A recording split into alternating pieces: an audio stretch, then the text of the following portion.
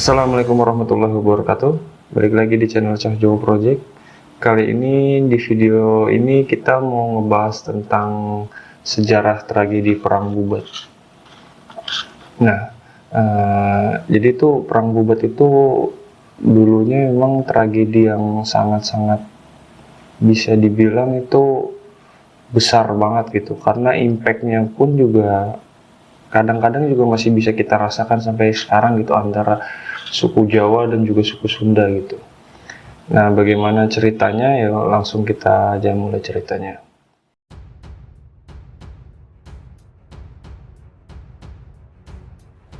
Perang Bubat adalah pertempuran antara keluarga kerajaan Sunda dan tentara kerajaan Majapahit. Perang Bubat juga bisa dikatakan sebagai penyebab keruntuhannya kerajaan Majapahit. Perang Bubat berawal dari keinginan Raja Hayam Wuruk yang ingin memperistri putri dari kerajaan Sunda yang bernama Dyah Pitaloka Citraresmi. Ada dugaan pernikahan ini didorong alasan politik, karena hanya wilayah Sunda yang belum dapat dikuasai oleh wilayah Majapahit. Pihak Sunda pun menganggap lamaran ini sebagai perjanjian persekutuan pada 1357 Masehi. Rombongan Raja Sunda beserta keluarga dan pengawal bertolak ke Majapahit mengantarkan sang putri untuk dinikahkan dengan Hayam Wuruk. Raja Hayam Wuruk memiliki keinginan untuk menyambut tamu di persinggahan Bubat, tetapi hal itu ditentang oleh Patih Gajah Mada. Menurut Gajah Mada, tidaklah pantas seorang raja dari kerajaan besar menyambut rombongan dengan mendatangi di persinggahan Bubat. Hal itu dipandang merendahkan harkat dan martabat kerajaan dari Majapahit. Karena tidak kunjung disambut, raja dari kerajaan Sunda mengirim patihnya yang bernama Patih Anapaken untuk menemui pihak Majapahit di ibu kota. Kedatangan Patih Anapaken beserta rombongan disambut oleh Gajah Mada. Nah, disinilah konflik mulai terjadi. Gajah Mada meminta agar penyerahan putri Dyah Pitaloka Citraresmi merupakan tanda takluknya kerajaan Sunda terhadap Majapahit. Mengingat Majapahit sudah menguasai Nusantara kecuali kerajaan Sunda. Pernyataan Gajah Mada pun membuat rombongan di bawah pimpinan Patih Anapaken merasa kecewa. Akhirnya mereka kembali ke persinggahan Bubat. Beberapa hari kemudian, tanpa sepengetahuan Hayam Wuruk, Gajah Mada mendatangi rombongan kerajaan Sunda di persinggahan Bubat. Jadi tuh tanpa sepengetahuannya rajanya Hayam Wuruk, Gajah Mada tuh inisiatif sendiri untuk datang lagi keesokan harinya, karena dia tuh emang sebelum kejadian ini tuh dia emang sangat berambisi untuk menguasai wilayah Nusantara, ya. Dan cuman kerajaan Sunda aja yang waktu itu tuh belum mereka kuasain. Nah, makanya dia inisiatif sendiri.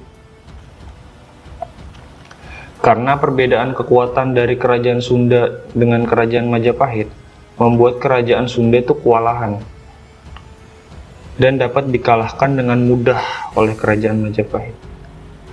Raja dari Raja Sunda ini gugur dalam peperangan. Melihat para prajurit gugur, para istri dari prajurit yang menyaksikan aksi balapati bunuh diri, tak terkecuali putri Dyah Pitaloka Citraresmi. Nah, Hayam Wuruk baru mengetahui kabar tersebut setelah peperangan berakhir. Hal ini membuat Hayam Wuruk mengalami kesedihan yang sangat mendalam, mengingat putri yang diidam-idamkannya juga ikut gugur. Sejak saat itu, hubungan antara kerajaan Sunda dan kerajaan Majapahit pun menjadi renggang. Hubungan Hayam Wuruk dan Gajah Mada pun juga demikian, menjadi sangat renggang. Ada celah besar antara kedua tokoh yang telah memajukan kerajaan sebesar Majapahit. Menurut Kakawin, negara Kertagama setelah kepergian Gajah Mada, tidak ada lagi petinggi yang mampu menyaingi kepiawaiannya dan kecakapan beliau. Jadi setelah konfliknya ini usai, sang raja itu juga mulai nggak suka lah gitu kasarnya sama patihnya, makanya mungkin diasingkan atau gimana gitu. Tapi setelah Gajah Mada pun itu pergi, pasti kan muncul tuh patih-patih baru, dan menurut sejarah yang tercatat itu nggak ada yang bisa mampu menyaingi si Gajah Mada itu. Semua rata-rata di bawah gitu, di bawahnya beliau. Lalu kisah Pasundan Bubat juga disinggung dalam Pararaton, tetapi sama sekali tidak disinggung dalam Negara Kertagama. Sedangkan dalam naskah Sunda dan Bali, peristiwa tersebut dikupas secara lebih jelas. Beberapa arkeolog meyakini bahwa perang ini hanyalah cerita belaka dan tidak benar-benar terjadi. Jadi itu dulu pernah ada yang meragukan cerita ini loh, karena bukti-buktinya itu sangat lemah. Nah, tapi seiring berjalannya waktu kan makin lama peninggalan sejarah itu makin kelihatan gitu, dan banyak juga yang meyakini bahwa tragedi Bubat ini memang benar adanya gitu terjadi.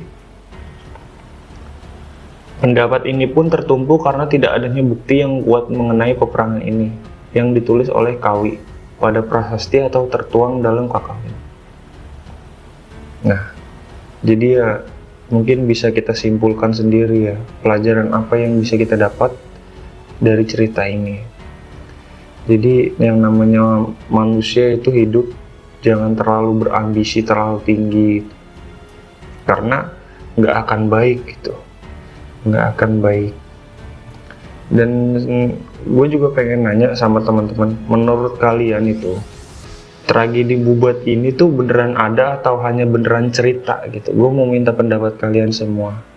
Nah, pendapatnya bisa kalian tulis di komentar. Jangan lupa juga untuk like video ini, like dan subscribe ya. Oke, gue pamit undur diri. Terima kasih. Assalamualaikum warahmatullahi wabarakatuh.